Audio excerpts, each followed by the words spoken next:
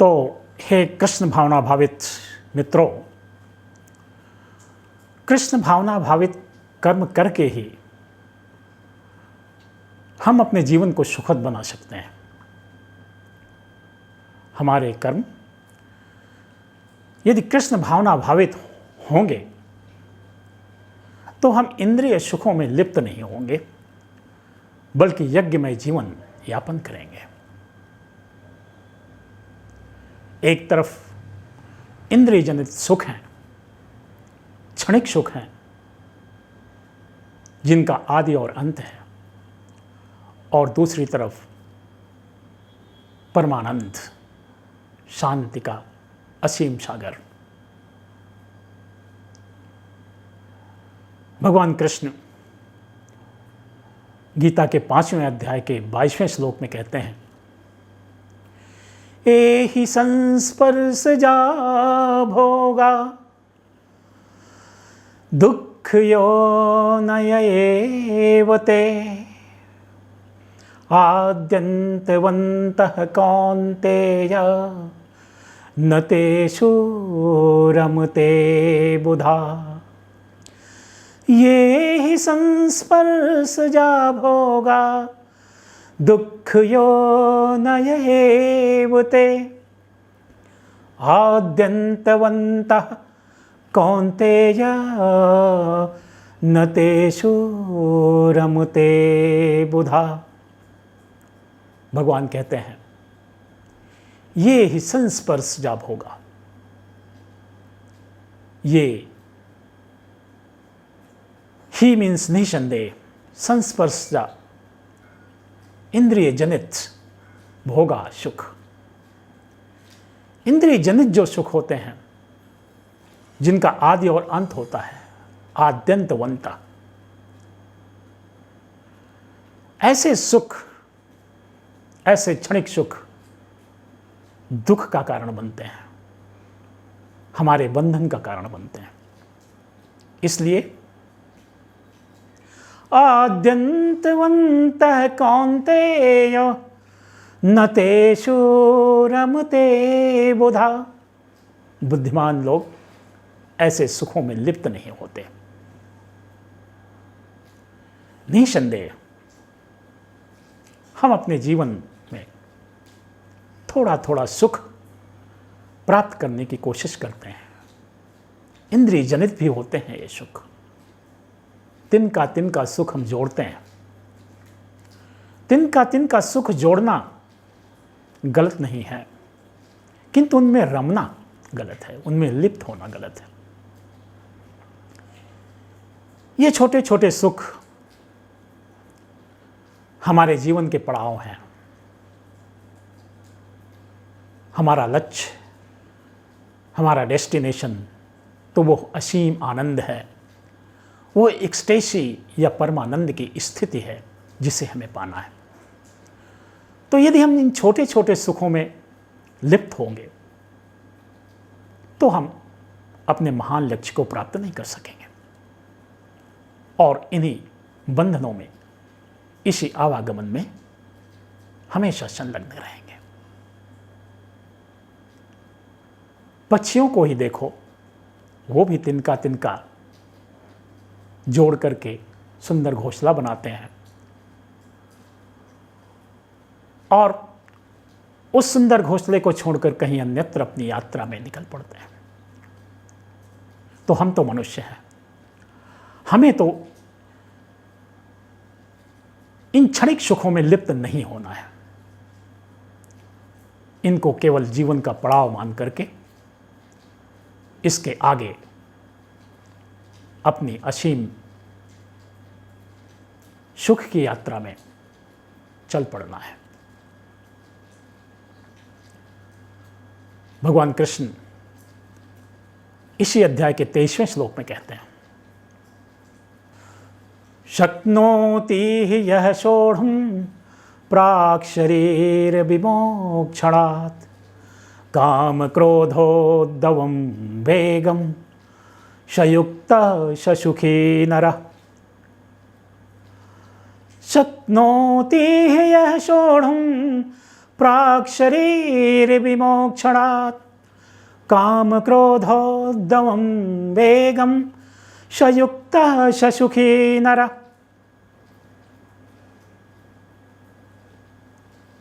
ऐसा व्यक्ति जिसमें काम क्रोध मद लोभ आदि आवेगों को सहन करने की क्षमता हो, इन आवेगों को सहन करने की क्षमता जिसने विकसित कर लिया हो अपने अंदर, सयुक्त ससुखी नरः, वही वास्तविक योगी है और वही सुखमय जीवन व्यतीत कर सकता है। जीवात्माओं के शरीर एक ऐसे समुद्र की तरह होते हैं जहां काम क्रोध मद लोभ आदि विकारों की ऊंची ऊंची लहरें हमेशा उठती रहती हैं और मनुष्य का यह कर्तव्य है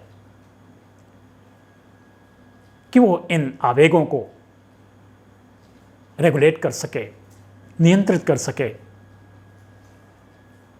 और ऐसा करने से ही हम वास्तविक जीवन जी सकते हैं, सुखमय जीवन जी सकते हैं। कुत्ते, बैल, गधे, घोड़े इत्यादि भी इन आवेगों के साथ जीवन यापन करते हैं, लेकिन वह क्या इन आवेगों को नियंत्रित करने की कभी कोशिश करते हैं?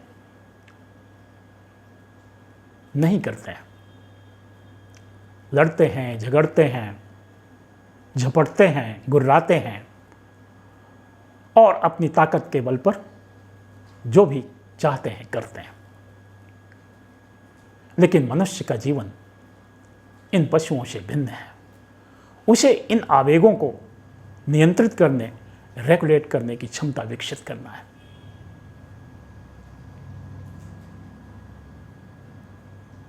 भगवान कृष्ण कहते हैं वही व्यक्ति सुखी जीवन यापन कर सकता है और मुझ तक पहुंच सकता है, मेरा सानिध्य प्राप्त कर सकता है, जो अपने इन आवेगों को नियंत्रित कर सके, रेगुलेट कर सके।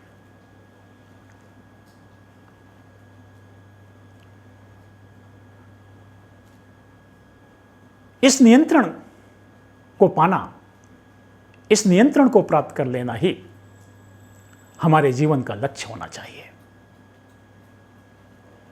राष्ट्रकवि मैथिली शरण गुप्त क्या कहते हैं? नर हो न निराश करो मन को, कुछ काम करो, कुछ काम करो। नर हो न निराश करो मन को, कुछ काम करो, कुछ काम करो। यह जन्म हुआ किस अर्थ यहो, समझो जिससे यह व्यर्थ न हो। समझो जग को न निराश अपना, पथ आप प्रशस्त करो अपना। अखिलेश्वर हैं अवलंबन को, कुछ काम करो, कुछ काम करो।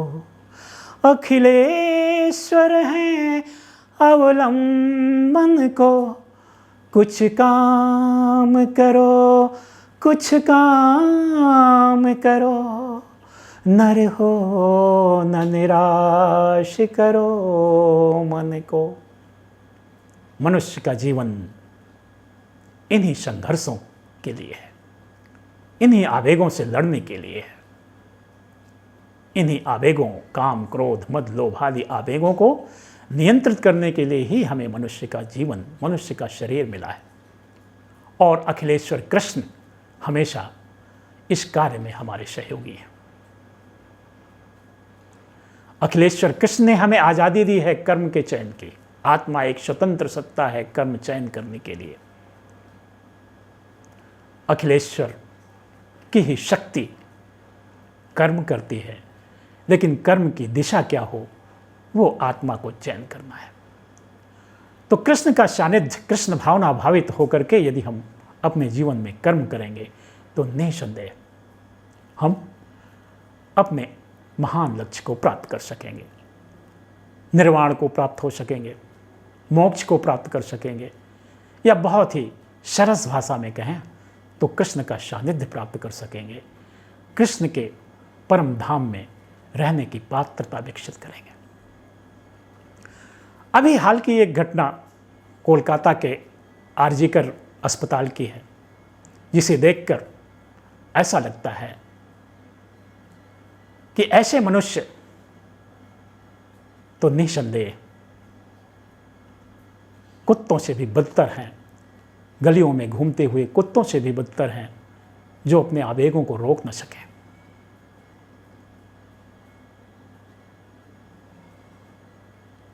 भगवान श्री कृष्ण गीता के इन श्लोकों में इसी बात की शिक्षा देते हैं कि मनुष्य का जीवन एक ऐसा जीवन है, ऐसा शरीर मनुष्य को मिला है जिसमें रहकर आवेगों पर नियंत्रण कर सके और मुझ तक पहुंच सके।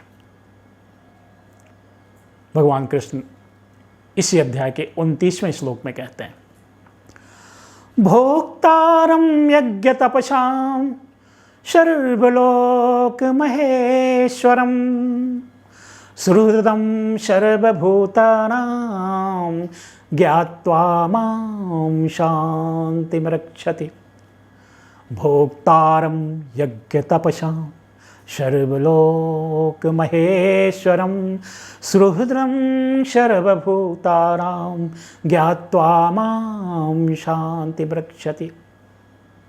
मैं सबके हृदयों में स्थित हूँ, सबकी सहायता करने के लिए हमेशा तत्पर हूँ। आप एक पॉजिटिव दिशा में कर्म का चयन तो करें और मुझे पुकारें, मेरा सानिध्य प्राप्त करने की कोशिश करें। सुहृदं सर्वभूतानां, मैं सभी प्राणियों के लिए सुहृद हूँ, सबके प्रति मैत्री का भाव रखता हूँ। ये आपका दायित्व है कि आप अपने कर्मों के चयन में सावधानी बरतें, काम क्रोध मद लोभ आदि को नियंत्रित करें और मेरे अवलंबन से आगे बढ़ने का प्रयास करें। तो निसंदेह आप मेरे परम धाम को प्राप्त कर सकते हैं, मेरे सानिध्य में जीवन यापन कर सकते हैं, निर्वाण या मोक्ष को प्राप्त कर सकते हैं। जय श्री कृष्ण। हो गया श्री।